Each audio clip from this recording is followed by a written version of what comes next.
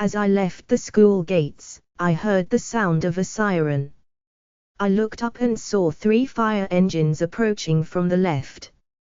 Within seconds they flashed past and headed towards my right. I looked up at the sky and just as I had expected saw huge clouds of black smoke about half a kilometer away. It was in the direction of my block, so I broke into a run. I arrived in less than 10 minutes and was relieved to see that the fire was not in my block.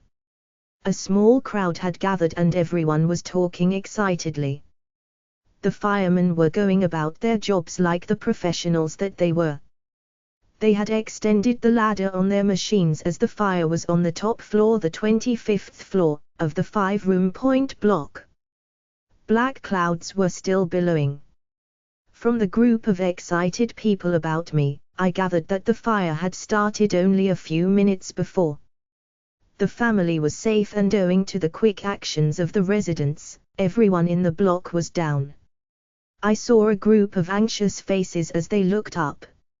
Soon the fire was brought under control and the black smoke stopped. The firemen came down in a group, looking tired but satisfied after their ordeal. Their faces were black from the soot. The crowd cheered and the firemen smiled through their black faces.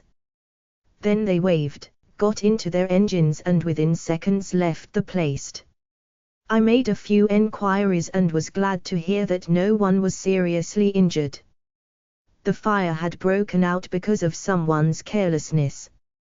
The lady of the house had left a cooking fire unattended and got involved in a long telephone conversation, forgetting that she had turned on the stove. She did not know how the fire started, but suddenly she had seen flames from the kitchen. She had tried to fight the fire herself but could not because the fire extinguisher was in the kitchen, at the part which was on fire. She had received a few burns. Seeing that the situation was hopeless, she had grabbed her baby and ran out of the house screaming. A neighbor had called the fire brigade. The damage done was more than $50,000.